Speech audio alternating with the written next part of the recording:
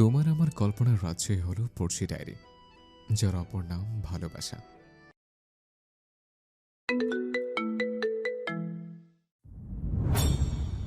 क्या हाल हो गया है ये मेरा, आंखें मेरी हर जगह ढूंढे तुझे बेवजह, ये मैं हूँ या कोई और है मेरी तरह। कैसे हुआ, कैसे हुआ, तू इतना जरूरी कैसे हूँ, कैसे हुआ, कैसे हुआ, तू इतना जरूरी, तू इतना जरूरी कैसे हूँ। অদূরের হিমেল বাতাসে যেন শীতের রুক্ষতা মিশে আছে। কুয়াশার ঘন ঘোর তখনও কাটেনি। সকালে নরম রোদ্দুর খানিকটা আলস্য ছড়িয়ে আছে প্রশস্ত সাদা কংক্রিটের পথের দুপাশে। হঠাৎই শব্দের ঝংকার তুলে খোলা হলো প্রধান গেটের সুবৃহৎ লৌহদণ্ড। মৃদু শব্দ করে এগিয়ে যাচ্ছে রোলস রয়েস মডেলের গাড়িটির চাকার চারিধারে অসংখ্য কৃষ্ণচূড়া, শিউলি সহ নাম না জানা বহু বৃক্ষে সজ্জিত প্রশস্ত সাদা কংক্রিটের রাস্তা বেয়ে গাড়িটি এগিয়ে চলল ভেতরের দিকে। মুহূর্তেই কয়েকের মাঝে সেটি এসে থামলো সাদা মার্বেলের গম্বুজ আর নীলসে কাছে জানালা সজ্জিত বিশালাকার প্রাসাদ সম বাড়ির সামনে। গাড়ির দরজা খুলে ধীরে ধীরে নেমে এলো এই বাড়ির অর্থাৎ খানমহলের মধ্যমণি এমপি ওয়ালিদ খানের একমাত্র পুত্র ওয়াহাজ খান নীল, এলাকার জনপ্রিয় নেতা সাহেব নীল খান। তার পরনে শুভ্র রাঙা পাঞ্জাবি, যার উপরে জড়ানো একখানা শ্বেত শুভ্র শাল। শালটির নিচে দৃশ্যমান সূক্ষ্ম এমব্রয়ডারির কারচুপি। তার মুখাবে যেন এক শান্ত অথচ দৃঢ় প্রতিচ্ছবি। স্বচ্ছ নীলরঙা তার চোখের মণি, তীক্ষ্ণ জল আইনের অধিকারী পুষ্টির সার্বক্ষণিক বিদ্যমান কপালের সূক্ষ্ম ভাঁজগুলো যেন তার আভিজাত্যকে দ্বিগুণ করে তোলে। আজ প্রায় 3 দিন বাদে খানমহলে প্রবেশ করল সে। গ্রামীণ সম্পত্তির এক সমস্যা নিষ্পত্তির কাজে প্রায় দিন 3 শহরের বাইরে ছিল সে। নীল গাড়ি থেকে নামার সঙ্গে সঙ্গে এগিয়ে আসলো প্রায় জন 4 ম্যাচ। সে তাদের মধ্যে থাকা বৃদ্ধ করে একজনকে সালাম দিয়ে প্রবেশ করলো অন্দরমহলে। নীলের রুমটা অতি যত্নে গোছাচ্ছে তার ছোট ফুপুর একমাত্র মেয়ে সঞ্জিদা আফরা মুন্নি। নীলের রুমটা আকারে এই বাড়ির সবচেয়ে বড়। এই বাড়ির অন্যান্য রুমগুলোর থেকে সম্পূর্ণ ভিন্ন। একেবারে অত্যাধুনিক ধাঁচের সেই রুমটাতে প্রবেশের পূর্বে প্রথমেই অতিক্রম করতে হয় একটা বৃহৎ গলিপথ, যার চারিধারটা সাজানো ভিন্ন নামি দামি লেখকের বইয়ে। অতঃপর রুমে ঢুকতেই চোখ পড়ে বিশাল কিং সাইজ বেড, বিলাসবহুল ড্রেসিং টেবিলের বৃহৎ আয়না আর রুমের মাঝে থাকা সুবৃহৎ কাউচ। তবে তার রুমের সবচেয়ে দৃষ্টিনন্দন জায়গাটা হচ্ছে তার দক্ষিণ পাশের সুবৃহৎ সুইমিং পুলটা, যেটা সজ্জিত নানা সবুজ লতা গুল্ম আর বিদেশি ফুলের টবে। বিশাল রুমটা একা হাতে গোছাতে গোছাতে এক প্রকার ক্লান্ত হয়ে পড়ল মুন্নি। তবুও তার মুখে মুচকি হাসি রেখা বিদ্যমান, কেননা এটা তার শখের পুরুষের কক্ষ। হ্যাঁ, নীলই তার শখের পুরুষ, কিন্তু সে কথা কি নীল জানে? হয়তো না।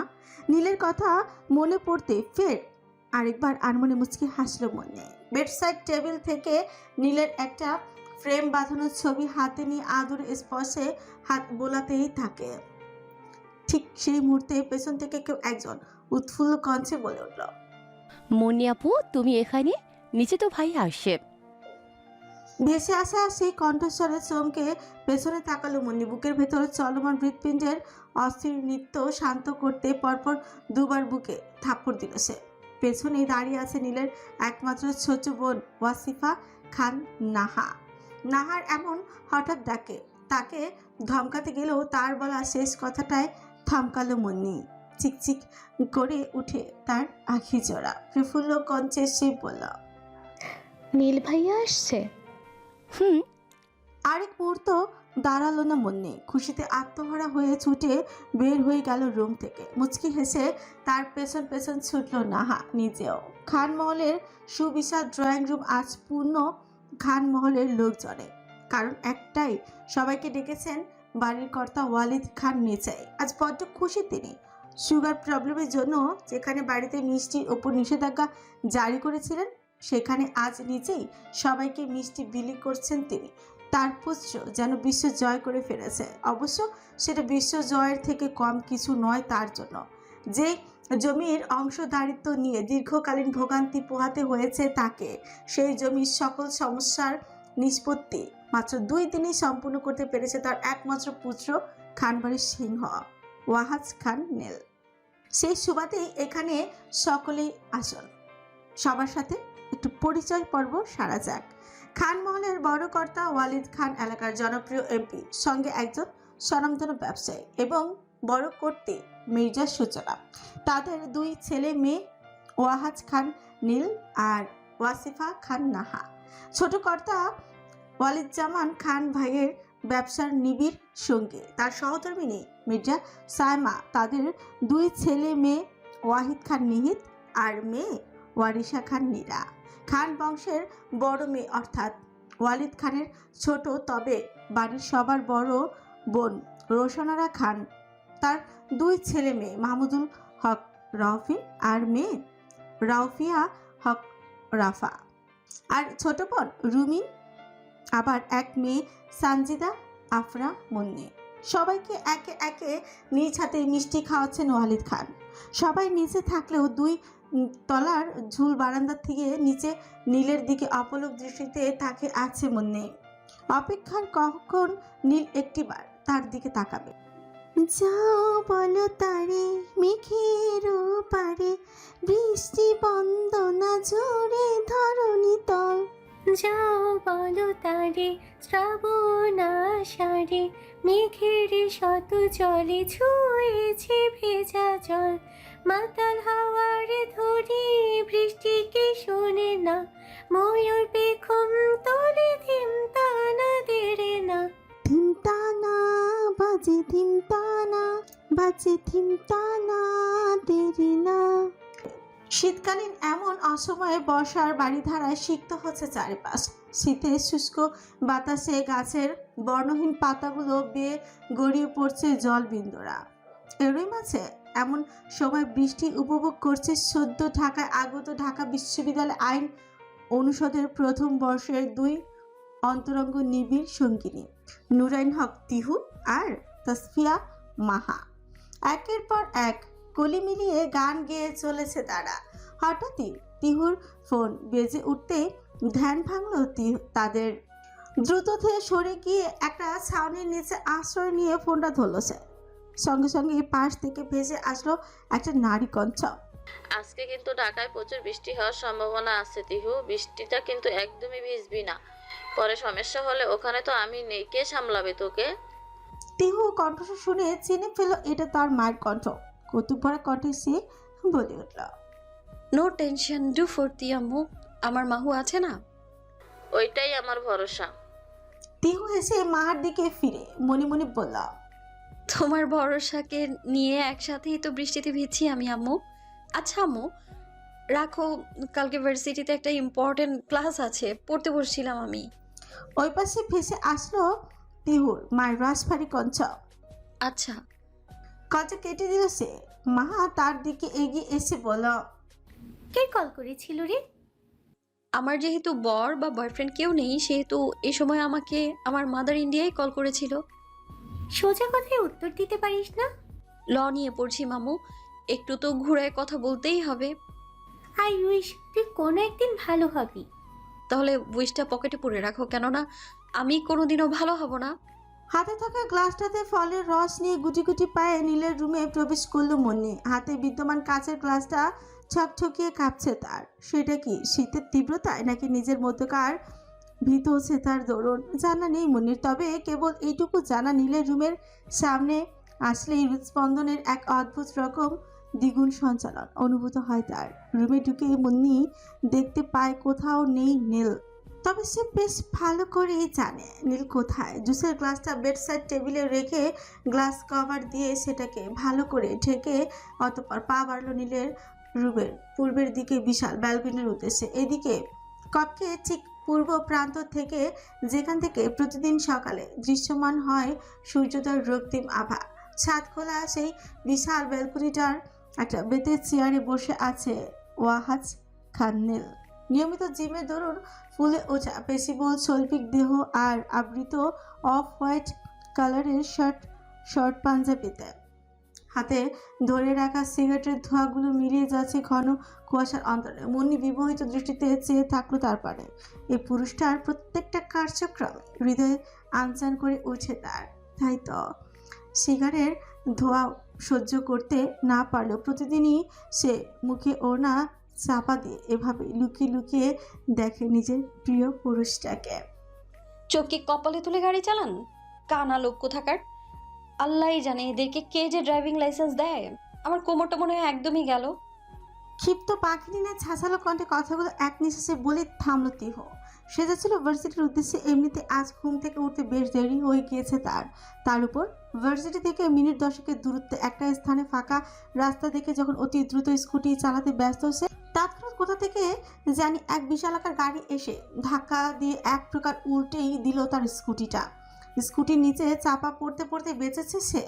যদিও সঙ্গে সঙ্গে ব্রেক কষার দরুন তত একটা ক্ষতি হয়নি তার, তবুও শখের স্কুটির এমন হাল দেখে মেজাজ সামলাতে পারল না তিহ। অন্যদিকে আজ একটা ইম্পর্ট্যান্ট ক্লায়েন্ট মিটিং থাকা একটু সকাল সকালই নীল বের হয়েছিল অফিসের উদ্দেশ্যে। সাধারণত এই সময়টাতে এই প্রান্তের রাস্তাটা প্রায় জনমানবহীন থাকে, তাই ড্রাইভার আসিফ তত একটা খেয়াল না করে কোনো রকমে সারা শব্দ ব্যতীতই এই পথে গাড়ি অতি প্রসন্ন চিত্তে নিজের ইচ্ছে মতো স্পিডে চালাচ্ছিল, যার দরুন এমন একটা অঘটন ঘটল। ভেসে আসা সেই নারী কঞ্চে দ্রুত গাড়ি থেকে নামলো নীল। কি হলো, কথা কানে যাচ্ছে না? বেরোন গাড়ি থেকে এক্ষুনি, নয়তো এই নুরাইন হক আপনার এত দামি গাড়ির 12টা বাজিয়ে ছাড়বে বলে দিলাম। কথাটা বলতে বলতে একবার সামনে তাকায় তিহু। পলকে নিঃশ্বাস আটকে আসে তার, যেন কোনো গ্রিক দেবতাকে হঠাৎ কোনো সাদা কালো ক্যানভাসে জীবন্ত করে তোলা হয়েছে। তার সামনে দাঁড়িয়ে আছে এক পুরুষ, উচ্চতায় প্রায় 6 ফুট, যার সুঠাম বলিষ্ঠ দেহ যেন শিল্পীর হাতে নিপুণভাবে গড়া। পুরুষটির পরনে সুপ্র শার্টের ওপর কালো ব্লেজার, একেবারে ফরমাল গেট আপ। তবে তার চোখের কালো রোদ চশমাটা তাকে আরও বেশি ডমিনেটিং করে তুলেছে। যাই হোক, তিহু কি দম্বার পাঁচই নাকি? হোক সে গ্রিক করে মতো দেখতে অথবা স্বয়ং গ্রিক গড নিজেই, তিহুর কিছু যায় আসে না। সে শুধু জানে এই লোকটা তার স্কুটি অবস্থা খারাপ করেছে। সে সামনে থাকা লোকটাকে কিছু বলার সুযোগ না দিয়ে 2 কদম এগিয়ে এসে লোকটার চোখে চোখ রেখে বলল, আপনার কি চোখের সমস্যা আছে? আর সমস্যা যদি থেকেই থাকে তবে চোখের ডক্টর দেখান। নিজের সমস্যা নিয়ে ঘুরে বেরিয়ে অন্য মানুষের সমস্যার কারণ হওয়ার মানেটা কি? হ্যাঁ, নীল কিছু একটা বলতে যাবে তার আগে তিহু আবার বলল, এই যে শুনুন মিস্টার, আমি খুব ভালো করেই জানি আপনি এখন কি বলবেন। যে সরি আর হবে না, ভুল হয়ে গিয়েছে, আমি দেখতে পারিনি, এইসবই তো। শুনুন মিস্টার কালা চশমা, আপনি আমার গাড়ির ক্ষতি করেছেন, তাই জরিমানা তো অবশ্যই দিতে হবে। কোনো কথায় কাজ হবে না, নয়তো আমিও আপনার এত সুন্দর দামি গাড়িটার কাজ ভেঙে বলবো সরি, দেখতে পাইনি। তার এমন কথোপকথনের মাঝে হঠাৎই গাড়ি থেকে নেমে আসে আসিফ। নীলের সাথে এমন রুক্ষ ব্যবহারকারী মেয়েটাকে শাসিয়ে বলে, এই মেয়ে, জানো উনি কে? উনি নীল খান, তাই মুখ সামলিয়ে কথা বলো। তিহুর মেজাজ এবার সত্যি সত্যি বিটে গেল। একে তো লোকটা তার গাড়ির ক্ষতি করেছে, তার উপর আবার এত বড় বড় কথা। সে ঝাঁঝাল কঞ্চে বলে উঠল, উনি লাল, নীল, হলুদ, কমলা যেখানি হোক না কেন, আই ডোন্ট কেয়ার। উনি আমার স্কুটি ক্ষতি করেছে, সো ফাইন না দিয়ে ওনাকে আমি এখান থেকে এক চুলও নড়তে দেবো না।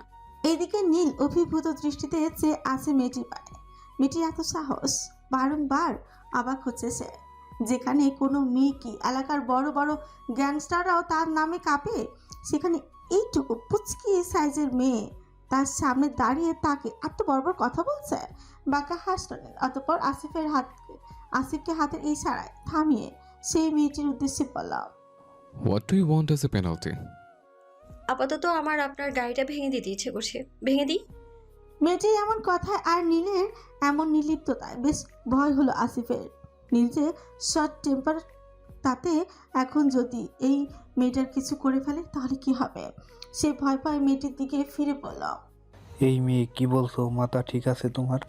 বিশ্বাস করেন, বিগত 10 মিনিট আগেও আমার মাথাটা একদম ঠিক ছিল, কিন্তু যখন আপনার কি বলেন যেন, নীল না লাল খান, যাই হোক না কেন, উনি আমার স্কুটিটাকে ওনার ওই বিশাল আকৃতির দানব গাড়িটা দিয়ে ধাক্কা দিয়েছে না, তখন থেকেই মেজাজটা আমার চাঁদের দেশে। As your wish, you can break my car.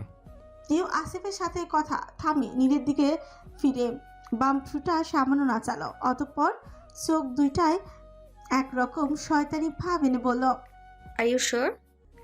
Always. এইদিকে তাদের এমন কথোপকথনে পরাণ পাখি উড়াল দেওয়ার মতো অবস্থা আসিফের। সে মনে মনে আল্লাহ আল্লাহ করছে যেন নীল এখানে কোনো অঘটন না ঘটিয়ে বসে। তিউ বাঁকা হেসে কিছু করতে যাওয়ার আগে তার মনে পড়লো আপাতত ভার্সিটিতে যাওয়াটা বেশি ইম্পর্টেন্ট, কারণ আজকের সপ্তাহের সবচেয়ে ইম্পর্টেন্ট ক্লাস। তাই সে নীলের উদ্দেশ্যে বলল, আপাতত আমার কাছে অত ফালতু সময় নেই যে আপনার এই দামড়া গাড়ি আমি ভাঙবো, তাই আপনি আমার স্কুটিটা সারানোর ব্যবস্থা করুন। আসিফ যেন হাত ছেড়ে বাঁচল। সে দ্রুত নীলের দিকে ফিরে বলল, ভাই এখনো পাশে একটা ভালো গ্যারেজ আছে আমার পরিচিত, আমি গেলে এক্ষুনি ঠিক করে দিবে। নীল তাকে চোখের ইশারা দেওয়ার সঙ্গে সঙ্গে স্কুটিটা নিয়ে সেইখান থেকে দ্রুত প্রস্থান করলো আসিফ, উদ্দেশ্য গ্যারেজ যাওয়া। তবে তার আগে মনে করে তিহুর কাছ থেকে তার বাসার ঠিকানাটা নিয়ে গেল আসিফ, যাতে স্কুটিটা ঠিক হওয়ার সঙ্গে সঙ্গে সেটা কাঙ্ক্ষিত ঠিকানায় পৌঁছে দিতে পারে। এদিকে আসিফ যাওয়ার সাথে সাথে নীল যে না গাড়িতে উঠতে যাবে, ঠিক তৎক্ষণাৎ পেছন থেকে তিহু বলল, আপনি কোথায় যাচ্ছেন মিস্টার লাল সাহেব? আপনি চলে গেলে আমাকে ভার্সিটিতে পৌঁছে দিয়ে আসবে কে? হুম, এখন একদমই বলবেন না যে আপনার টাইম নেই। আপনি আমার পাক্কা 30 মিনিট লেট করিয়েছেন, সো এখন আমাকে ভার্সিটিতে আপনাকেই পৌঁছে দিতে হবে। নীল বারংবারই অবাক হচ্ছে মেয়েটির এমন ব্যবহার। শেষ পর্যন্ত কিনা মেয়েটিকে তার নামটা বিকৃত করলো। মেজাজ সামলাতে ভাসমান শিরার পেশিবুল হাতটা শক্ত হলো তার। চল শক্ত করে গাড়িতে উঠে মেয়েটির উদ্দেশ্যে শিব বলল। ওঠো। তিও এক বাঁকা হেসে মনে মনে বলল, পথে আসো চান্দু, আমারে না নিয়ে যাবা কই? গাড়িতে উঠে বসলো সে। সঙ্গে সঙ্গে গাড়ির সর্বোচ্চ স্পিডে সেটি চলতে শুরু করলো নীল। গাড়ি এসে থামলো ঢাকা বিশ্ববিদ্যালয় কার্জন হলের দিকে প্রধান ফটকের সামনে। হঠাৎ ব্রেকের কারণে কিছুটা সামনের দিকে ঝুঁকে পড়লো তিহ। বাইরে তাকে সে দেখতে পেল সামনে দৃশ্যমান ঢাকা বিশ্ববিদ্যালয়ের প্রধান ফটক। একবার নীলের দিকে তাকালো সে নির্লিপ্ত ভঙ্গিমায় ড্রাইভিং সিটে বসে আছে নীল। তিহ বের হয়ে যাওয়ার আগে আরেকবার বলল, ধন্যবাদ মিস্টার লাল সাহেব, যদিও ধন্যবাদটা আপনার আমাকে দেওয়া উচিত, কেননা আমি আপনার গাড়ি এখনো ঠিক রেখেছি। হোয়াট এভার, আমি আবার একটু নরম মনের মানুষ কি না, তাই আপনাকে থ্যাংক ইউ বললাম আমি। আর হ্যাঁ, মনে করে আমার স্কুটিটা বাসায় পৌঁছে দেওয়ার ব্যবস্থা করবেন। কথাটা বলেই বেরিয়ে গেল তিহ। নীলের চোখে মুখে যেন আগ্নেয়গিরির উদ্গীরণ ঘটেছে। অগ্নিস্ফুলিঙ্গ ঝরে পড়ছে তার কালো রোদ চশমার নিচে নীলাভ চোখ দুটো দিয়ে। ইউনিভার্সিটি ক্লাস শেষে আইন অনুষদের এলাকা পেরিয়ে তিহু আর মাহা এগিয়ে যাচ্ছে কার্জন হলের দিকে, উদ্দেশ্য বাসায় ফের। একই ফ্ল্যাটে ভাড়া থাকে তারা দুজনে। হঠাৎই মাহা বলল, তোকে তো আমি সে কোন সকালে ফোন করেছিলাম, তাও এত দেরি করে আসলি কেন? কানির কানি, তুই আর আমি কি আলাদা বাসায় থাকি? একই বাসায়, একই ফ্ল্যাটের, একই রুমে থাকি আমরা, তারপরেও ভার্সিটিতে এসে আমাকে ফোন করেছিলে কেন? ভাষা ঠিক করছিলি, আর তুই তো পড়ে পড়ে মোষের মতো ঘুমাচ্ছিলি। আমারও ঠিক খেয়াল ছিল না যে আজকে ইম্পর্টেন্ট ক্লাসটা আছে, তাই আর তোকে ডাকিনি। তারা হাঁটতে লাগলো। মাহা ফের বলল, কি রে, বললি না তো, দেরি হলো কেন? আর তোর স্কুটি কই? স্কুটির কথা মনে পড়তেই কপাল সামান্য কুচকলো তিহ। আরে আর বলিস না, কোত্থেকে এক আবার লোক এসে আমার স্কুটিটা 12টা বাজিয়ে দিয়েছে। যাই হোক, ওই লোককে এত টাইট দিয়েছি না, জীবনে আর কখনো অসাবধানে গাড়ি চালাতে গেলেও না 10 বার ভাববে আমার কথা। তারপর তোর কোথাও লাগেনি তো? আর স্কুটিটা কই? না না, সেভাবে লাগেনি। শুধু ওই স্কুটিটা আমার উপরে পড়েছিল বলে একটু ব্যথা লেগেছিল, আর হাতটা একটু ছিলে গিয়েছে, নাথিং এলস। আর স্কুটিটা ওই আবার লোকের এক সহচর বলেছে রাতের মধ্যে পাঠিয়ে দেবে ঠিক করে। আচ্ছা চল, বাসায় গিয়ে অ্যান্টিসেপটিক লাগিয়ে দিচ্ছি। চমকি চলেছে একা পথে, সঙ্গী হলে দোষ কি তাতে? হার মেনেছে দিনের আলো, রাগলে তোমায় লাগে আরো ভালো। সুন্দরী চলেছে একা পথে। রাস্তা দিয়ে যাচ্ছিল তিহু আর মাহা। হঠাৎই রাস্তার পাশে কিছু বখাটের এমন গানে থমকালো তারা। তিহু তাদের দেখে ফিরে বলল, oh nice song, I like it. ও আগুন সুন্দরী। এদিকে বখাটেগুলোর এমন সম্বোধন মেজাজ সপ্তমে চড়ে গিয়েছে মাহার। রাতে ধপ চেপে তিহুর হাতটা শক্তভাবে চেপে ধরে সে। তিহু মাহার দিকে ফিরে চোখের ইশারায় বলল, কুল বেবি। অতঃপর বখাটেগুলোর দিকে এগিয়ে গেল সে। একটু অন্যরকম স্টাইলে হেসে পড়ল, I really like this song, but গানটা না শিল্পীর কণ্ঠে মানায়। রাস্তার পাশের কুকুরগুলো ঘেউ ঘেউ করলে কানে যন্ত্রণা ব্যতীত আর কিছুই হয় না। বখাটেগুলো তিহুর এমন ছাঞ্জা মস্তিষ্কের অপমান মুহূর্তেই বুঝে ফেলল। তবে তাদের লজ্জা পেতে আছে নাকি? নির্লজ্জ বেহায়ার দলবল। তুমি কি আমাদের অপমান করার চেষ্টা করলে আগুন সুন্দরী? একদমই না, আমি তো সরাসরি অপমানই করলাম। যদিও কুকুরকে কুকুর বলে কুকুরের অসম্মান হয় কিনা জানা নেই আমার। এবার আর কে সামলাবে তাদের? বখাটেগুলো একসাথে খেপেও বলল উঠে, মুখ সামলে কথা বল, না হলে কিন্তু তোর ওই সুন্দর মুখটা কালকে সকালে আর কাউকে দেখাতে পারবি না। আরে যা শালা, আমার ছোটবেলায় কুকুরের কামড়ানির ভ্যাকসিন দেয়া আছে। অতি সভ্য মেয়ে ছিলাম তো। যাই হোক, তোদের মতো কুকুরকে যদি ভয় পেতাম না, তাহলে এই ঢাকা শহরে টিকতে পারতাম না। বখাটেগুলো তার দিকে তেড়ে আসতে গেলে রাস্তার পাশের পড়ে থাকা একটা লাঠি নিয়ে তাদের মধ্যকাল লিডার টাইপ একটার মাথায় সজোরে আঘাত করলো তিহু। বাদ বাকি সবাই হতভম্ব হয়ে চেয়ে এলো। একটা ছেলে তার দিকে তেড়ে আসতে গেলে মাহা পাশ থেকে একটা লাঠি নিয়ে সেই ছেলেটার মাথায় বাড়ি দিল সজোরে একবারে। সঙ্গে সঙ্গে ব্যথায় কুকিয়ে নিচে বসে পড়লো ছেলেটা। আঘাতপ্রাপ্ত স্থান থেকে রক্ত গড়িয়ে পড়ছে। রীতিমতো একটা রণক্ষেত্রে পরিণত হয়েছে স্থানটা। ঠিক তখনই সেখান দিয়ে যাচ্ছিল একটা পুলিশের জিপ। রাস্তার পাশে এখন মারামারি হতে দেখে থামলো তারা। দুজন পুলিশ বের হয়ে তিহু আর মাহাকে ধরতে যেতে তিহু বলে উঠল, আমাকে পরে ধরবেন ম্যাম, আগে আপনার ফোনটা দিন। আসলে আমার ফোনটা বাসায় থেকে গিয়েছে তো, আমার শ্বশুর আব্বাজানকে একটা কল করবো আর কি। পুলিশের কনস্টেবল অবাক দৃষ্টিতে তাকালো তিহুর দিকে, বলল, শ্বশুর মানে? শ্বশুর মানে শ্বশুর? ও, না বললে তো আবার চিনবেন কি করে? এমপি ওয়ালিদ খানকে চেনেন? আমি ওনার একমাত্র ছেলের ফিয়ন্সে। সেও একটু জানুক তার এলাকাতেই তার ছেলের হবু বউ কিভাবে হ্যারাসমেন্টের শিকার হচ্ছে, যেখানে ফার্স্টে তাকেই উত্ত্যক্ত করা হয়েছে। কি হলো দিন? ওয়ালিদ খানের নাম শুনতেই মহিলা কনস্টেবলটি দ্রুত জিপের মধ্যে বসে থাকা পুলিশ অফিসারের কাছে গিয়ে কি একটা জানি বলল। মুহূর্তেই সেখান থেকে নেমে আসলো অফিসারটি। তিহুর উদ্দেশ্যে সে বলল, মামা বাড়ির মোয়া পেয়েছো? বললেই হলো তুমি ওয়ালিদ খানের ছেলের বউ। আসলেও আব্বুর বুদ্ধি আছে বলতে হবে। তিনিই তো চেয়েছিল যাতে তার ছেলের সাথে বিয়ের আগে আমাকে কেউ না চিনুক, আর ঠিক সেটাই হচ্ছে। বাই দ্য ওয়ে, আপনাদের যদি বিশ্বাস না হয় তাহলে ফোনটা আমায় দিন, আমি জাস্ট একটু ফোন করব। কি জানি কি ভেবে অফিসারটি বলল, না না, উনি ব্যস্ত মানুষ, ওনাকে ফোন করে আর কেন জ্বালাতন করবা?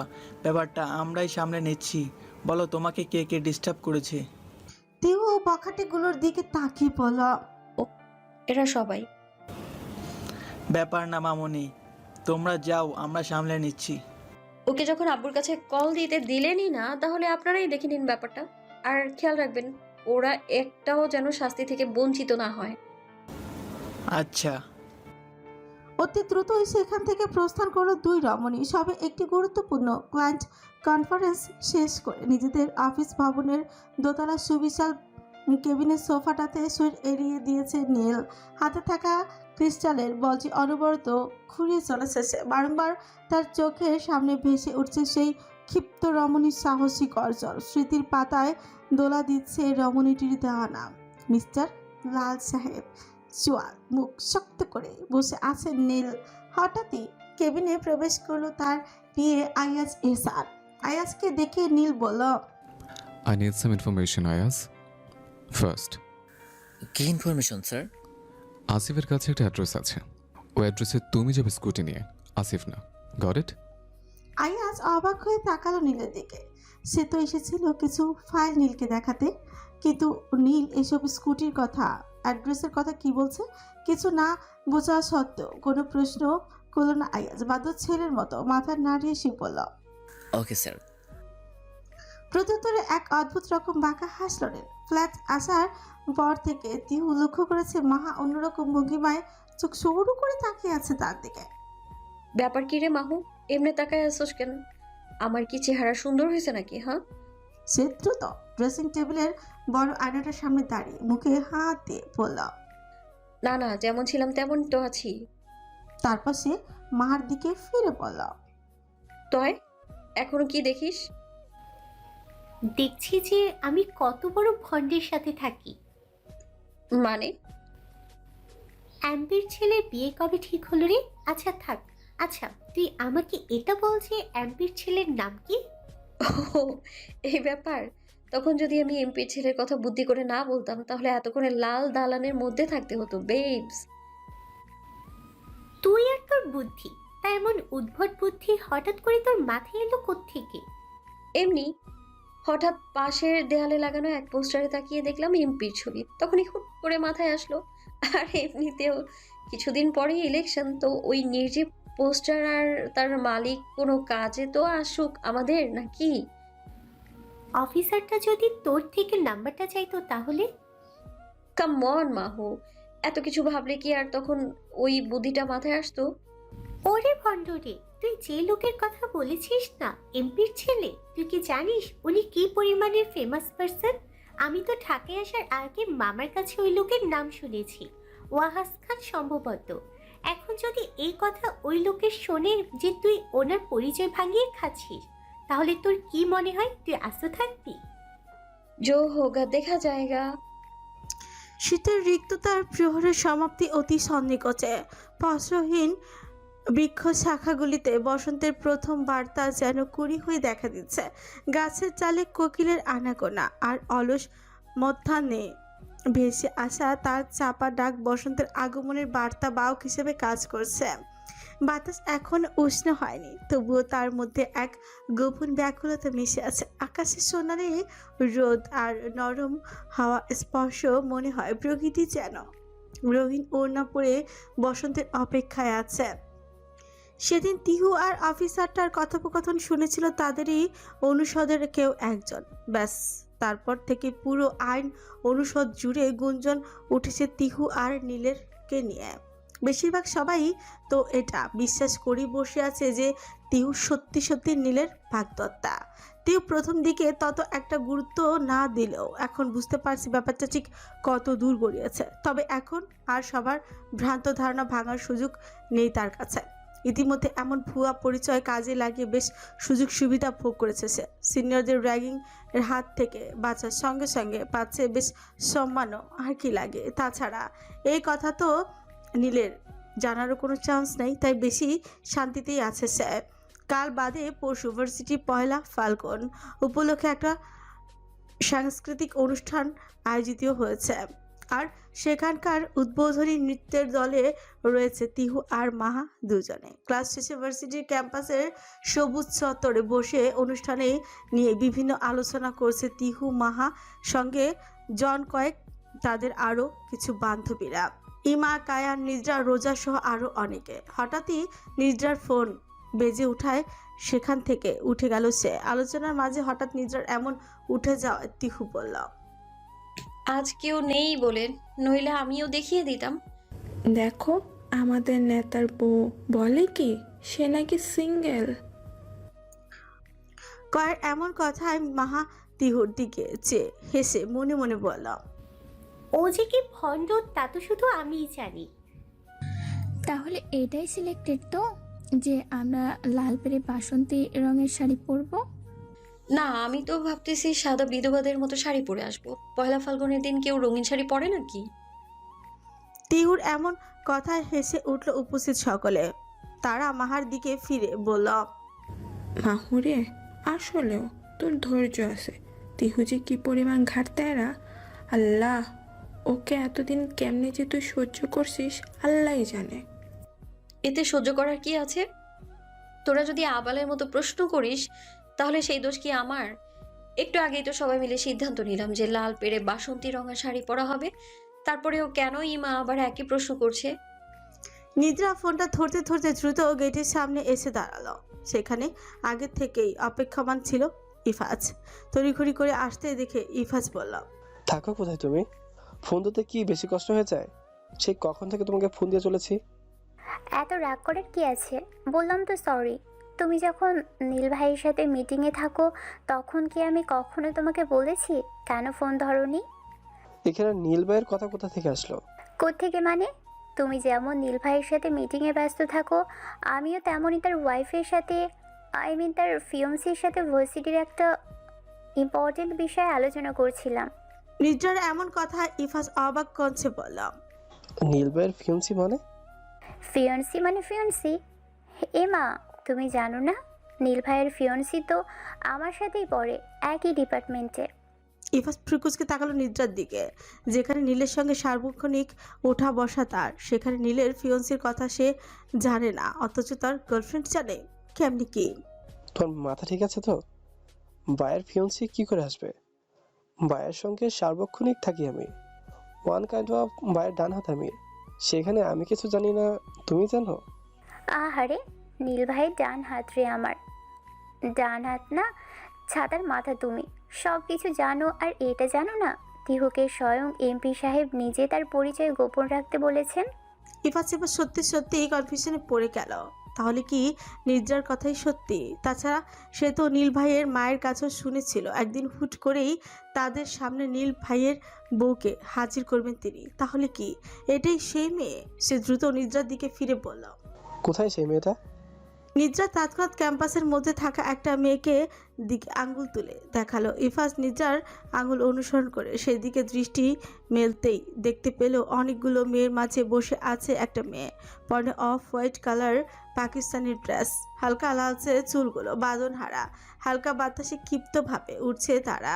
চুলগুলো মুখের উপর এসে পড়ে, ভালোভাবে বোঝা যাচ্ছে না মেয়েটির মুখ। তবে ইফাজ যত দূর বুঝল মেয়েটির সৌন্দর্য নেহাতই কম নয়, যদিও তাকে বেশ ভালো করেই দেখা যাচ্ছে না, তবুও লাবণ্যময়ী মেয়েটাকে একবার নিজেদের প্রিয় ভাইয়ের পাশে কল্পনা করলো সে।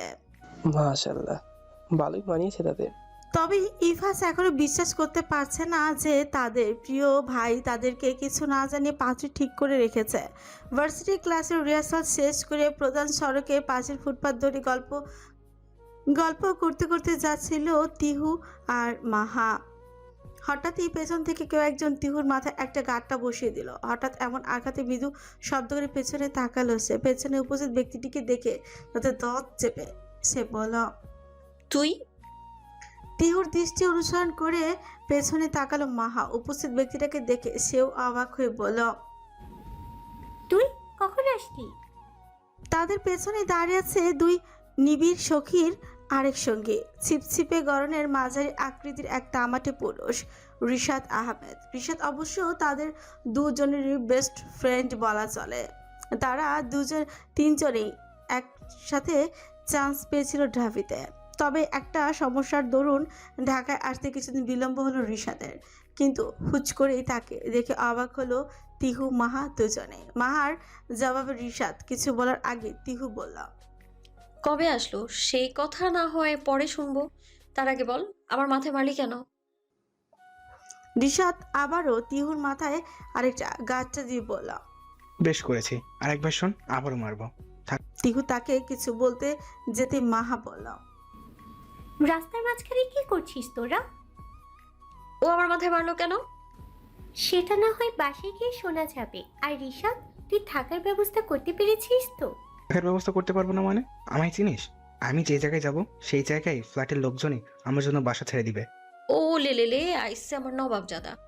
তারা তিনজনে মিলে এমন হাজারো বন্ধুসুলভ দুষ্টুমিপূর্ণ কথা বলতে বলতে এগিয়ে চলল বাসার দিকে। হঠাৎই রিশাদ তিহুকে বলল, বান্ধবী, বইলা ফেল, কান খোলাই আছে। শুনলাম তোরা নাকি ঢাকা শহরে এসে গুন্ডামি শুরু করেছিস। One kind of. মাহা নাকি একটা মাথা ফাটিয়ে দিয়েছে। আমাদের জায়গায় তুই যদি থাকতিস না, তাহলে ওই জায়গায় বেটা বাঁচতো কিনা সন্দেহ। সেটা ঠিক, কিন্তু তুই আমাকে এটা বল, তোর নাকি এলাকার এমপি ছেলের সাথে বিয়ে ঠিক হয়েছে। কথাটা বলেই হেসে দিল রিশাদ। তা দেখে তিহু বলল, ওই দিন যদি ওই বেড়ার কথা না বলতাম না, তাহলে এতক্ষণ আর বাইরে থাকতে পারতাম না, সোজা লাল দালানে। তাই বলে সরাসরি নেতার বউ? তোকে এত কথা কে বললো রে?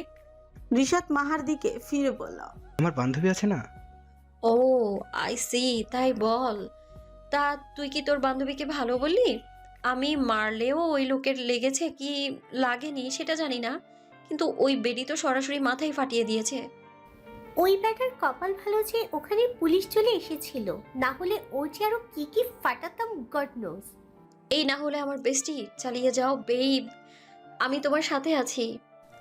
আইয়াস ভাই, ঘড়ির কাঁটায় রাত 12টা চলমান। শীতের নিস্তব্ধ এক গভীর রজনী। আইয়াজ এহসান এসেছে নীলের কাছে। প্রায়শই রাতে দলীয় সদস্যদের সাথে ছোটখাটো একটা আলোচনা সভা করার অভ্যাস আছে নীলের। আজকেও ঠিক তেমনি একটা ছোটখাটো মিলনায়তন থাকায় সেখানেই যাচ্ছিল সে। হঠাৎ এই নিস্তব্ধতার মাঝে এক মেয়েলি রিনরিনে কণ্ঠে থমকালো তার পদাচারণ। কণ্ঠটা তার অতি পরিচিত ঠেকলো।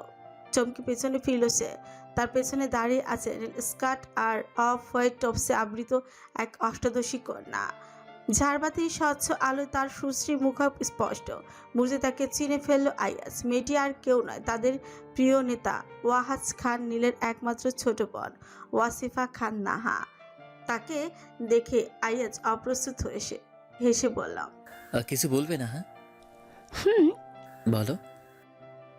শব্দগুলো যেন কণ্ঠ দিয়ে বেরি হতে চাচ্ছে না নাহা, অথচ তার কাছে আছে অনেক কথা কিছু বলার। নিজেকে ধাতস্থ করে শুকনো একটা ছোক গেলে সুযোগ বলল, এত রাতে? আসলে স্যার আসতে বলেছিল, এই জন্য। ও। নাহা কথাটা বলেই চুপ হয়ে গেল। আইয়াজ মুহূর্তেই খানিক দাঁড়ালো। নাহার আর কিছু বলার অপেক্ষায়, তবে সে নিশ্চুপ। তাই আইয়াজও আর দাঁড়ালো। সে চলে যেতেই নাহার হাত মুষ্টিবদ্ধ করে পা দুটো দিয়ে ফ্লোরে সামান্য আঘাত করে বলল, তুই কোনোদিনই কি আইয়াস ভাইয়ার সামনে ঠিকমতো কথাটাও বলতে পারবি না? একটু আগেই না কত প্র্যাকটিস করলি, আর এখানে এসে এসব গুলিয়ে খেয়ে ফেলেছিস। শুধু শুধু কি আর নিহিত ভাই তোকে হাবলি বলে? ঠিকই বলে। নিজেকে হাজারটা ভৎসনা দেওয়া শেষে মুখটা বাংলা পাঁচের মতো করে রুমের দিকে পা বাড়ল নাহা। তাহলে কালকেই ফাইনাল। শিওর বল, কিন্তু যদি তোরা শিওর হস তাহলে আমি কোনো না কোনোভাবে বম্বাকে রাজি করাতে পারলেই কেল্লা ফতে। বাবাকে নিয়ে আর কোনো সমস্যা হবে না। বন্ধুদের সাথে নাইট আউটে ঢাকার বাইরে যাওয়ার জন্য শীতের এমন রুক্ষ হাওয়ার মাঝেও ছাদে দাঁড়িয়ে প্ল্যান করছিল নিহিত। কেননা রুমে কথাটা বলাটা অত্যন্ত রিস্কের, যদি কেউ শুনে ফেলে। এমনিতেই বাড়ির কারোরই নাইট আউটে যাওয়ার অনুমতি নেই, তার উপর আবার ঢাকার বাইরে। ওর বাপরে, বাড়ির কর্তা যদি জানতে পারে তাহলে খবর আছে নিহিতের। হঠাৎই পেছনে কারো উপস্থিতি অনুভূত হয় তার। তৎক্ষণাৎ পেছনে তাকাতে সে দেখতে পায় কোমরে 2 হাত বেঁধে দাঁড়িয়ে আছে তার জীবনের একমাত্র সমস্যা সৃষ্টিকারী, তার বড় ফুপুর ছোট্ট মেয়ে রাউফিয়া হক ওরফে রাফা। রাফাকে দেখে ভূত দেখার মতো চমকে উঠে নিহিত। গেল রে গেল, সবটা গেল। যার থেকে বাঁচার জন্য এই শীতের রাতে তীব্রতার মাঝেও ছাদে এসে দাঁড়িয়েছে সে, সেই ভূতনিটাই পেছনে তার। নিহিত দ্রুত কল কেটে ফোনের রেলিংয়ের উপর রেখেই এগিয়ে যায় তার দিকে। এদিকে রাফা কোমরে হাত বেঁধেই বলে, আরে বাস, নাইট আউট। OMG, এটা তো এক্ষুনি বড় মামুকে না জানাতে পারলে আমার পেটের ভাত হজম হচ্ছে না। ওকে নিহিত ভাই, বেস্ট অফ লাক। আমি এক্ষুনি যাচ্ছি মামুর কাছে। কথাটা বলি সে পা বাড়াতে যেতে পেছন থেকে তার হাতটা খপ করে ধরে বসে নিহিত। বুতনির বাচ্চা বুতনি, আজকে তোকে এই ছাদের থেকেই ফেলে দিব আমি, তখন উপরে গিয়ে বড় মামুর কাছে নালিশ করিস। নিহিতের এমন কথায় কিছুটা ভয় পায় রাফা। ঠোঁট নাড়িয়ে বড় মামুকে ডাকতে যাওয়ার আগে নিহিত এক হাত দিয়ে চেপে ধরে তার কোমল উষ্ঠদয়। ভয়ে চোখ বড় বড় হয়ে যায় রাফার। মৃদু গোঙানি দিতে থাকে সে। তা দেখে নিহিত বাঁকা হেসে বলে, কি হলো, মুখ দিয়ে কথা বের হচ্ছে না কেন? এমনি সময় তো বক বক করে আমার কানের পোকাগুলো নাড়িয়ে দিস, এখন কথা বেরোচ্ছে না কেন? হ্যাঁ, সরিষি কন্যাটার এবার সত্যি সত্যি ভয় হতে লাগলো।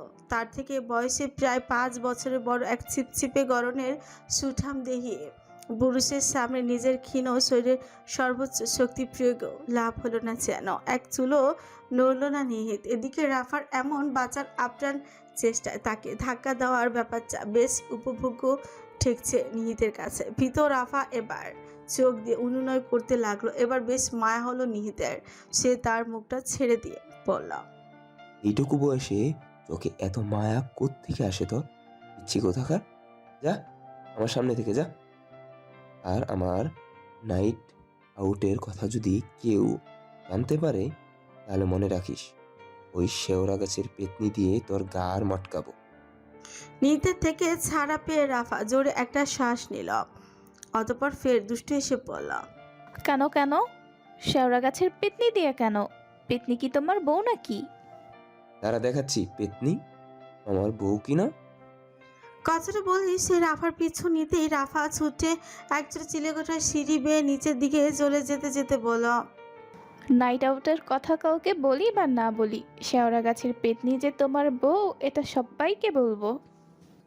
রাফা নিচে চলে যেতে তার দিকে ফিরে নিহিত মুচকে এসে বলল, পাকনি কোথাকার।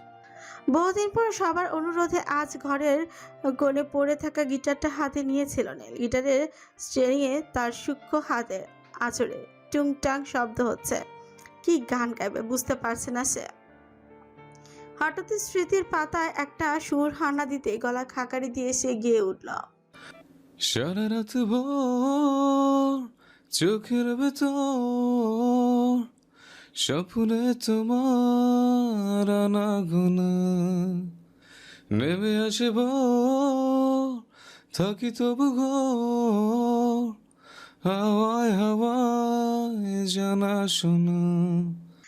দলের সকলে প্রিয় নেতার কণ্ঠে এমন গানে মুগ্ধ হয়ে চেয়ে আছে। নীল এবার বেশি জোরে গিটার বাজিয়ে গেয়ে উঠল, তুমি দেখা দিলে তাই মনে জাগে প্রেম প্রেম কল্পনা, আমি তোমার হতে চাই এটা মিথ্যে কোনো গল্প না, আমি তোমার হতে চাই এটা মিথ্যে কোনো গল্প না। নীলের কণ্ঠস্বর যেন মিলিয়ে গেল নিঃশব্দ সেই নিশীথের হিমেল হাওয়ার মাঝে। আহাত, ইনান, ফারহাদ সহ উপস্থিত সকলে একসাথে বলে উঠল, ও ভাই, আপনার যে কণ্ঠ না। হালকা হাসল নীল। ঠিক তক্ষুনি ইফাজ বলল, ভাই গানটা কি আমাদের ভাবিকে ডেডিকেট করে গেলেন? তৎক্ষণাৎ কুচকে গেল প্রিয় নেতার নীল মণিযুক্ত চোখের উপরে থাকা গ্রীষ্মকালে সুদায়। তবে সে কিছু বলার আগে উপস্থিত সকলে অবাক হয়ে বলল, ভাবি মানে? সেটা না হয় ভাইয়ের কাছেই শোনো। আমার কাছে শুনবে মানে? কি উল্টোপাল্টা কথা বলছিস? ভাই এখন অন্তত আর মিথ্যা বলিয়েন না, আমি সবটা জানি। এমনিতেই তো আমাদের অজান্তে ভাবিকে পছন্দ করে রাখছেন, তার উপরে কিনা আমার গার্লফ্রেন্ডের ওই ডিপার্টমেন্টের। যাই হোক ভাই, আপনার চয়েস আছে বলতে হবে। ভাবি কিন্তু মাশাআল্লাহ। What rubbish, are you crazy? কিছু উল্টোপাল্টা কথা কে ঢোকায় তোদের মাথায়? ভাই এখনো আপনি হয়তো জানেন না, নিদ্রাও কিন্তু দাবিতেই চান্স পেয়েছে, আর আইন অনুষদেই। আর এটা শুধু ও নয়, পুরো আইন অনুষদ জুড়ে সবাই জানে, শুধু আমাদের ওই আপনি বললেন না। নীলের এবার সত্যি মেজাজ গরম হতে লাগলো। কী সব বলে যাচ্ছে ইফাজ তখন থেকে। তবে নীল কখনোই তৎক্ষণাৎ সিদ্ধান্ত নেয় না। সে খুব ধীর স্থির সম্পূর্ণ পুরুষ। তবে সে বুঝতে পারছে না কেন কোনো মেয়ে তাকে নিয়ে এমন অদ্ভুত পরিচয় রটাবে। কিন্তু এখন সবার আগে জানার বিষয় মেয়েটিকে। তাই নীল ইফাজের দিকে ফিরে পড়ল। মেয়েটির নাম কি রে? ইফাজ সহ উপস্থিত সকলের এবার সত্যি দ্বিধান্তে পড়ে গেল, কেননা সবারই নীলকে খুব ভালো করে চেনা। এমন সব অসময় হাসি ঠাট্টা করার মতো পুরুষ একদমই নয় সে। তবে কি মেয়েটি কি মিথ্যে বলছে? ইফাজ বহু কষ্টে মনে করার চেষ্টা করলো নিদ্রা তাকে কি নাম বলেছিল। অবশেষে মনে পড়তেই নীলের দিকে চেয়ে বলল, ভাই তিহু বা এই টাইপ কিছু। কোথায় পড়ে বললি? ঢাকা বিশ্ববিদ্যালয় আইন অনুষদের প্রথম বর্ষে। নীল বাজ পাখির দৃষ্টির ন্যায় দৃষ্টি মেলে বলল, ও আই সি। তাহলে তো এবার দেখতেই হচ্ছে কে সেই মহিষিনী যে আমার পরিচয় নিয়ে সবাইকে বোকা বানাচ্ছে। আকাশে আজ ফাল্গুনি আবির ছড়িয়ে পড়েছে, বাতাসে পলাশের গন্ধ আর মন কোণে গোপন সুরের গুঞ্জন। ভোরের নরম আলোয় কুয়াশার ওড়না সরে গিয়ে প্রকৃতি লাবণ্য রূপ বেরিয়ে এসেছে। শিমুল আর পলাশের জালে জালে লাল রঙের আগুন লেগেছে। প্রকৃতি যেন তার পুরনো জীর্ণ বসন বদলে এক নতুন রঙে সেজেছে। কোকিলের কুহুতান আজ কর্ণকুহরে পৌঁছেছে আগমনী সুর হয়ে। পুরনো পাতা ঝরে গিয়ে নতুন পাতার দল মাথা তুলে দাঁড়িয়েছে। পত্রে পত্রে আজ নতুন পত্রের বার্তা। আজ পহেলা ফাল্গুন। ফাল্গুনের রং লেগেছে সমগ্র ঢাকা জুড়ে। ঢাকা বিশ্ববিদ্যালয় প্রাঙ্গণে ধীরে ধীরে এসে থামলো রোলস রয়েস মডেলের কালো গাড়িটি। সেখানে থেকে বেরিয়ে আসলো এলাকার জনপ্রিয় নেতা সাহেব ওয়াহাজ খান নীল। তারপরে আজ গতানুগতিক শুভ্র পাঞ্জাবির পরিবর্তে নীল পাঞ্জাবির রঙিন ছটা, যা তার শৈল্পিক দেহে ছড়াচ্ছে এক অনন্য মুগ্ধতা। কতদিন পর যে এই বিশ্ববিদ্যালয়ের প্রাঙ্গণে সে পা রাখলো তার ঠিক নেই। প্রতি অনুষ্ঠানে আমন্ত্রিত হয় তারা, তবে আসার সময় বিশেষ অনুষ্ঠানাদি ব্যতীত কোথাও যাওয়া হয় না তার। কিন্তু আজকের এই আশাটার কারণ সম্পূর্ণ ভিন্ন। লোকচক্ষে তাদের প্রিয় নেতা এসেছে তাদেরই আমন্ত্রণে, তবে নীল জানে সে এসেছে শুধুমাত্র সেই মহিষিনীর খোঁজে। এই জন্য আসার ব্যাপারে আগাম কোনো বার্তা সে পাঠায়নি। যদি তার আসার কথা জানতে পেরে সেই মেয়েটি না আসে, তাই এমন হুট করে আজ হাজির হয়েছে সে এখানে। গাড়ি থেকে নেমে অতি সাধারণ লোকের মতোই হেঁটে সে প্রবেশ করছিল বিশ্ববিদ্যালয়ের বকুলতলার দিকে। আজ তার সাথে একটা বডিগার্ডও নেই, সম্পূর্ণ সাধারণ স্বাভাবিক একজনের মতো এসেছে সে এখন যখন প্রায় এগোচ্ছে, ঠিক তখনই পেছন থেকে দ্রুত ছুটে আসা কারোর সাথে ধাক্কা লেগেছে তার। নীল দ্রুত পেছনে ঘুরে দেখলো উচ্চতায় তার কাঁধ সমান এক রমণী, সুদীর্ঘ অক্ষি পল্লব বিশিষ্ট ডাগর ডাগর চক্ষু মেলে যে আছে তার দিকে। রমণীটির সৌন্দর্য যেন সৌন্দর্যের সংজ্ঞাকেও বদলে দিচ্ছে, এতটা আবেদনময়ী লাগছে তাকে। তবে নীলের মনে হচ্ছে সে আগেও কোথাও এই মেয়েটিকে দেখেছে। সে যখন তীক্ষ্ণ দৃষ্টিতে মেয়েটিকে বিশ্লেষণ করতে ব্যস্ত, ঠিক তখনই মেয়েটি বলে উঠল, sorry I am really sorry. আসলে আমি একটু তাড়াহুড়োয় আছি তো, এই জন্যই আপনাকে দেখতে পাইনি। I am really sorry for that. কথাগুলো এক নিঃশ্বাসে বলেই রেশমি চুড়ি আবৃত দু হাতে পরনের শাড়িটা উঁচু করে সে দৌড় লাগালো বকুলতলার উদ্দেশ্যে। নীল তখনও যে আছে রমণীটির পানে, তার ফর্সা দেহটা আবৃত লাল পেরে বাসন্তী রঙা শাড়িতে। তবে অতি আশ্চর্যের বিষয় হলো রমণীটির চুল। সুদীর্ঘ কেশ রাজের অধিকারিণী সে। নীল আগে কখনো এত লম্বা চুল দেখেনি।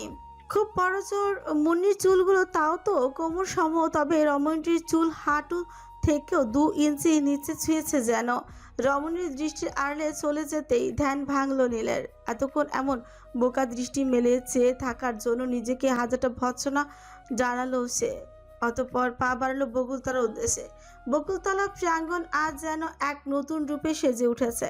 পলাশ আর শিমুলের স্নিগ্ধ রং তার চারিধারে ছড়িয়ে আছে অপ্রার্থিক মুগ্ধতা নিয়ে।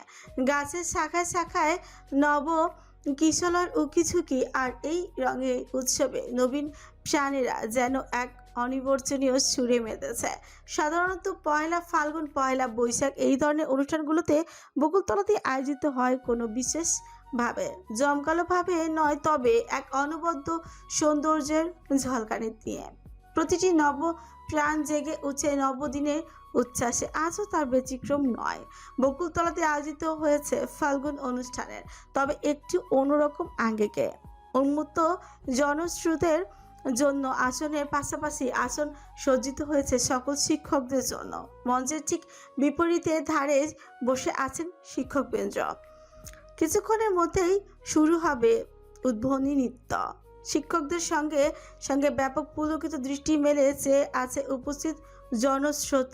নীল এগিয়ে গেল ভার্সিটির ভাইস চ্যান্সেলরের সাথে দেখা করার উদ্দেশ্যে। এদিকে নীলকে দেখে ব্যস্ত হয়ে পড়ল সকলে। নৃত্যশিল্পীরা তখনও রিহার্সাল রুমে, বাকি সকলে নীলকে দেখে এক প্রকার অবাকই হয়, ব্যস্ত হয়ে পড়েছে তার আসনের জন্য। নীল সবাইকে শান্ত করে উপস্থিত সাধারণ জনগণের মতো একটা সাধারণ চেয়ারে বসল। উপস্থিত সকল ছাত্ররা তার পাশে একজোট হয়ে দাঁড়িয়ে গেল, কেবল মুগ্ধ দৃষ্টিতে চেয়ে রইল তার পানে। এটাই তো তাদের নেতার বিশেষত্ব, যে কোনো জায়গায় যে কোনো মানুষের সাথেই সহজেই মিশে যান তিনি। তবে বসার আগে সে ভাইস চ্যান্সেলরের সাথে একান্তে কিছু একটা বলল। ভিসি স্যার সামান্য হেসে মাথা নেড়ে সম্মতি জানালো।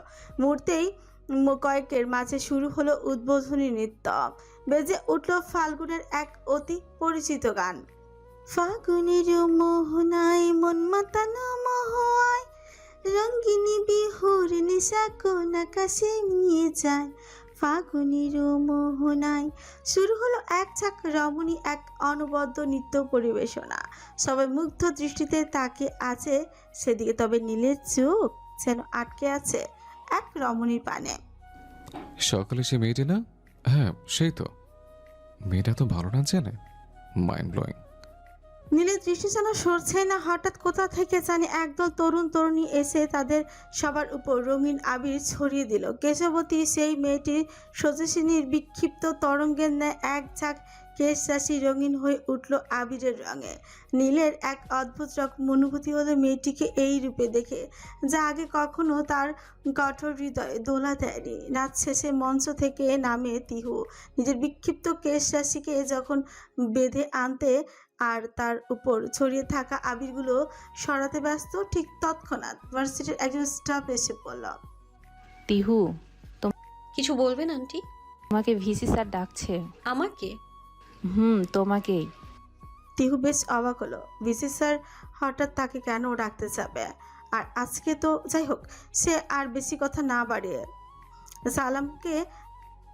সালমাকে বিদায় জানিয়ে এগিয়ে চলল ভিসি স্যারের রুমের দিকে। ভিসি স্যারের রুমের সামনে এসে সামান্য থমকালো সে। সেখানে এসি অন করা। শীত চলে গেছে ঠিকই, তবে এখনো এসি চালাবার মতো ততটাও গরম পড়েনি। গলা খাকারি দিয়ে মিহি কঞ্চে দরজার অপর পাশ হতে থেকে সে বলল, may I come in sir? VC স্যারের রুমের ইজি চেয়ারটাতে উল্টো দিকে ফিরে বসে আছে কেউ একজন। সে উত্তর না দিয়ে বরং নিজের হাতের ইশারায় তিহুকে ভেতরে আসতে বলল। তিহু সামান্য সুকুচকে ভেতরে গেল। বেশ ঠান্ডা লাগছে তার, তবে রুমের কোথাও নেই ভিসি স্যার। সে একবার আশপাশটা ভালো মতো করে তাকালো, কিন্তু কোথাও নেই তিনি।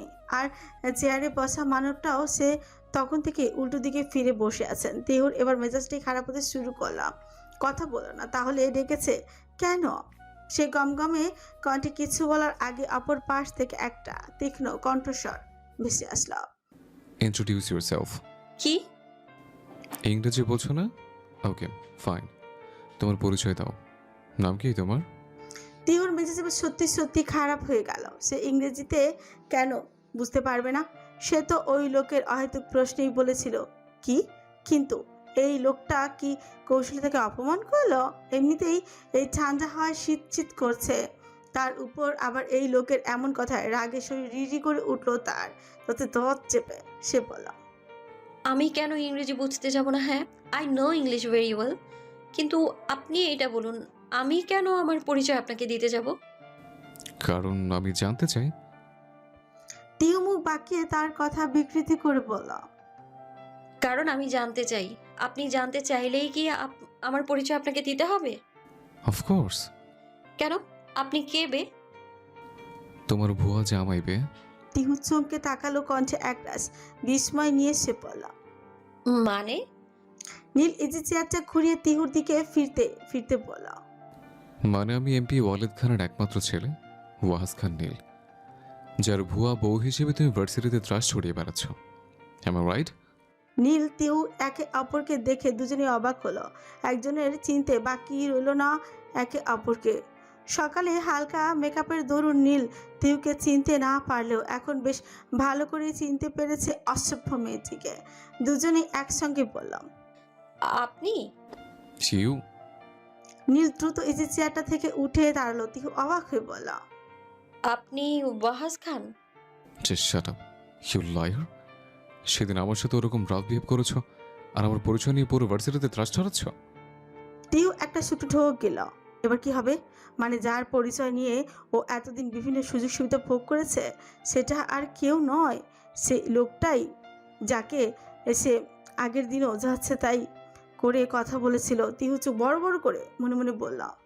তিহু রে, আজকে তুই শেষ। তারপর সে দ্রুত নীলের দিকে তাকিয়ে কোনো রকম পূর্বাভাস ছাড়া পেছন দিকে দৌড় দিতে গেলে নীল খপ করে ধরে বসলো তার নরম কোমল হাতটা। তিহুর অপর হাত দিয়ে নিজের শাড়ির আঁচল খামচে ধরে তীব্র বেগে চোখ দুটি খেঁচে বন্ধ করে নিল নীলের দিকে ফিরল। তারপর বড় একটা শ্বাস নিয়ে একটা নিঃশ্বাসে বলতে লাগলো, সরি, আসলে আমি বুঝতে পারিনি। I'm really sorry. আমি আর কখনো কোথাও মিথ্যে কথা বলবো না, প্লিজ। এ ব্যাপারটা ভার্সিটি কাউকে জানাবেন না, প্লিজ। R please. সে আর কিছু বলতে গেলে নীল তাকে থামিয়ে দিয়ে বলল, জাস্ট কিপ ইউর মাউথ শাট। যে প্রশ্ন করেছে তার বাইরে একটা কথা যেন না শুনে, আন্ডারস্ট্যান্ড? তিহু চোখ দুটো বন্ধ করে রেখে বলল। আচ্ছা। নীল তার হাত ছেড়ে দিয়ে বলল, introduce yourself. At first tell me your name. আমার নাম নুরাইন হক তিহু, বাবা নওশাদ হক, মা তৈয়বা জামান, দাদা নুরুজ্জামান হক। সে আর কিছু বলতে যাবার আগে নীল তাকে থামিয়ে দিয়ে বলল, শাট আপ। আমি শুধু তোমার নাম জানতে চেয়েছি, তোমার 14 গোষ্ঠীর 12টা টানা। শুনেছেন তো আমার নাম, তাহলে এবার আমি যাই। শুনলাম, নুরাইন। ইন্টারেস্টিং, আই লাইক ইট। তাহলে এবার আমি যাই। নীল তার দিকে এগিয়ে আসতে আসতে বলল, যাবেই তো, কিন্তু আমার নামে যে মিথ্যে ঘটনা ঘটিয়েছ তার শাস্তির কি হবে? নীলের এমন কাছাকাছি এগিয়ে আসায় ভীত তিহু দুর্গতম পিছিয়ে গেল, ভয় ভয় বলল। মানে? মানে? নীল এগোচ্ছে, ভীত তিহু পিছিয়ে চলছে। হঠাৎ কংক্রিটের দেয়ালের সাথে সজোরে ধাক্কা লাগে তার পিঠে। দারুণ ব্যথা লাগার দরুন তার গোলাপ অধৈর্যরা কচি কিশলয়ের ন্যায় কেঁপে উঠছে। তবে নীল স্থির নেই, সে এগিয়ে চলেছে। হঠাৎ যখন তাদের মাঝে আর কয়েক ইঞ্চি ব্যবধান, তখন নীল ঝুঁকতে শুরু করলো। তিহু জোরে এক নিঃশ্বাস নেয়, শ্বাস আটকে চোখ বন্ধ করে দাঁড়িয়ে থাকলো। কি করবে বুঝতে পারছে না সে। ভয়ে আর রুমে চলমান শীতলতায় শরীর আড়ষ্ট হয়ে আসছে তার। হঠাৎ নীল একদম ঝুঁকে তিহুর কানে কানে ফিসফিস করে বলল, এর কি শাস্তি দেওয়া উচিত? Any idea? না। But I know. তিহু জিজ্ঞাসা দৃষ্টিতে তাকালো তার দিকে। তা দেখে নীল আলতো হাতে তার চুলগুলো পেছনের দিকে ছেলে দিয়ে মুখটা একেবারে তার কানের পেছনে নিয়ে গিয়ে বলল, মিথ্যাটাকে সত্যি করো। তিহুর ফের জিজ্ঞাসা করতে দৃষ্টিতে তাকালো নীলের দিকে। নীল আর কোনো কথা না বলে তাকে ছেড়ে বের হয়ে গেল রুম থেকে। তিহু তখনও তাকিয়ে আছে নীলের দিকে। লোকটা মাত্র কি বলল, যাই বলুক তার কি, এখন শুধু তার এটা জানার প্রয়োজন লোকটা বাইরে তার মান সম্মানে 12টা বাঁচালো নাকি। তিহু দ্রুত দোতলার ব্যালকনিতে গিয়ে নিচের দিকে তাকালো। না, নীল কিচ্ছু করেনি। সে নিজের গাড়ি নিয়ে বের হয়ে যাচ্ছে ভার্সিটি ক্যাম্পাস থেকে। তিহু স্বস্তির নিঃশ্বাস ছাড়লো, কিন্তু হঠাৎই তার মনে পড়লো লোকটার বলা শেষ কথাটা, মিথ্যাটাকে সত্যি করা মানে কি। ফের চিন্তার রাজ্যে পাড়ি জমালো তিহু। খানমহলের সকালটা আজ একদম অন্যরকম। ছুটির এই দিনে সকালের খাওয়া দাওয়া শেষে বাড়ির সব কর্তারা ড্রয়িং রুমেই যেন এক ছোটোখাটো আলোচনা সভা বসিয়েছে। আর বাড়ির কর্ত্রীরা একদিকে মেতেছেন গল্পে। হঠাৎই বাড়ির ছোট কর্ত্রী অর্থাৎ ওয়ালিদুজ্জামান খানের সহধর্মিনী, তার বড় যা আবার তারই বড় বোন অর্থাৎ ওয়ালিদ খানের সহধর্মিনীর উদ্দেশ্যে বলেন, আপা, আমাদের নীল তো বড় হলো, ওর বিয়ের ব্যাপারে কি ভাবছো? তৎক্ষণাৎ পাশ থেকে নীলের বড় ফুপু বলল, হ্যাঁ রে সূচনা, আমাদের নীলটার জন্য তো এখন কাউকে লাগে না। মানে ওকে আর কতদিন একা একা রাখবি? তুই আমায় বলছিস রোশানা? আমাদের রাউফিনও তো বড় হলো, ওর ব্যাপারে কিছু ভাব। আর সবচেয়ে বড় কথা, রাউফিনের বিয়ে না করে তুই ভাবলি কি করে নীলের বাবা ওর ব্যাপারে কিছু ভাববে? রোশনার মুখমণ্ডল যেন মুহূর্তেই ঢেকে গেল কালো মেঘে। মলিন হেসে তিনি বললেন, আর রাউফিনের বিয়ে এমনিতেই দেশে আসে না, আর বিয়ের কথা শুনলে তো কখনোই আসবে না। বড় বোনের এমন কথায় তার কাছে হাত রেখে ছোট বোন রুমিন আরা বলল, মন খারাপ করিস না আপা, দেখবি ইনশাল্লাহ একদিন আমাদের রাউফিন সবটা বুঝতে পারবে। আর সেদিন তোর আচরণটা হয়তো একটু খারাপ হয়ে গিয়েছিল, তবে মাতৃত্বের দিক থেকে তা কোনো দিক দিয়ে ভুল ছিল না। হয়তো তোর জায়গায় আমরা থাকলে আমরাও একই কাজ করতাম। কিন্তু সেটা আমি ওকে কিভাবে বোঝাবো বল? সেদিনের পর থেকে না তো ও আমার সাথে ভালো করে কথা বলেছে, না তো আমাকে কথা বলার সুযোগ দিয়েছে। রোশানা, একটা কথা বলি, কিছু মনে করিস না, তবে সত্যি বলতে কি ওর বয়সটাই ওই রকম ছিল। তবে তুই সেদিন ওকে ওভাবে না বলে একটু বোঝাতে পারতি। আমি হাজারটা চেষ্টা করেছিলাম ওকে বোঝানোর, তবে ও তো আমার সাথে ঠিক করে কথাই বলেনি। আর তার কিছুদিন পরেই তো ও চলে গেল। আচ্ছা আপা, ও কি ফেরার কথা কিছু বলে না? ও প্রয়োজন ব্যতীত আমার সাথে কথাটাও বলে না। আশাহত হোস না রৌশানা, ওর সাথে আমার কাল রাতেও কথা হয়েছে। ও আমাকে কথা দিয়েছে আর কিছুদিনের মধ্যেই ও ব্যাক করতে চায়। তবে এই কথাটা বলা বারণ ছিল বলে আমি তোদের বলিনি। ছেলের আগমনী বার্তায় চোখে মুখে যেন চিকচিক করে উঠল রোশনার। আর মির্জা সূচনার দিকে ফিরে আবেগে আপ্লুত কণ্ঠে সে বলল, সত্যি বলছিস সূচনা?